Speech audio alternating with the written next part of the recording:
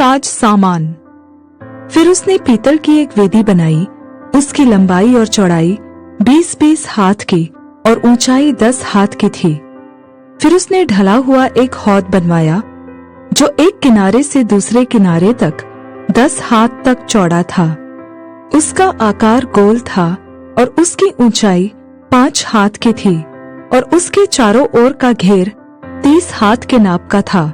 उसके नीचे उसके चारों ओर एक एक हाथ में 10-10 बैलों की प्रतिमाएं बनी थी जो हौद को घेरे थी।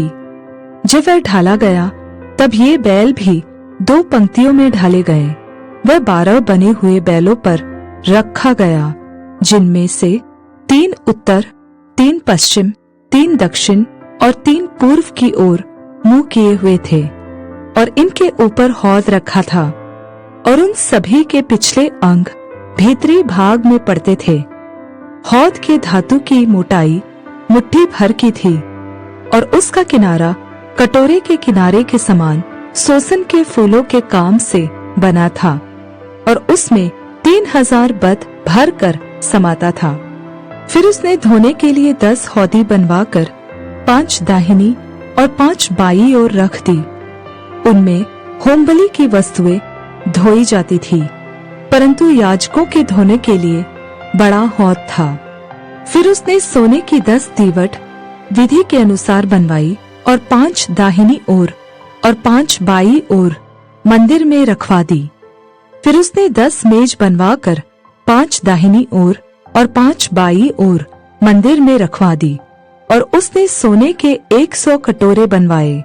फिर उसने याजकों के आंगन और बड़े आंगन को बनवाया और इस आंगन में फाटक बनवाकर उनके किवाड़ों पर पीतल मढ़वाया। उसने हौद को भवन की दाहिनी ओर अर्थात पूर्व और दक्षिण के कोने की ओर रखवा दिया। हूराम ने हंडों, फावड़ियों और कटोरों को बनाया।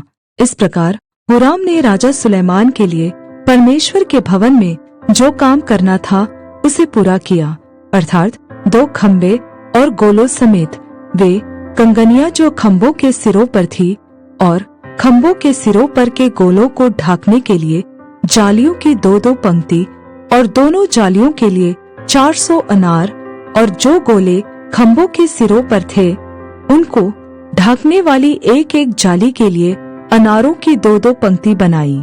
फिर उसने कुर्सियां और कुर्सियों पर की हौदियां और उनके नीचे के 12 बैल बनाए। फिर हूराम अबी ने हंडों, फावड़ियों, कांटों और इनके सब सामान को यहोवा के भवन के लिए राजा सुलैमान की आज्ञा से झलकाए हुए पीतल के बनवाए।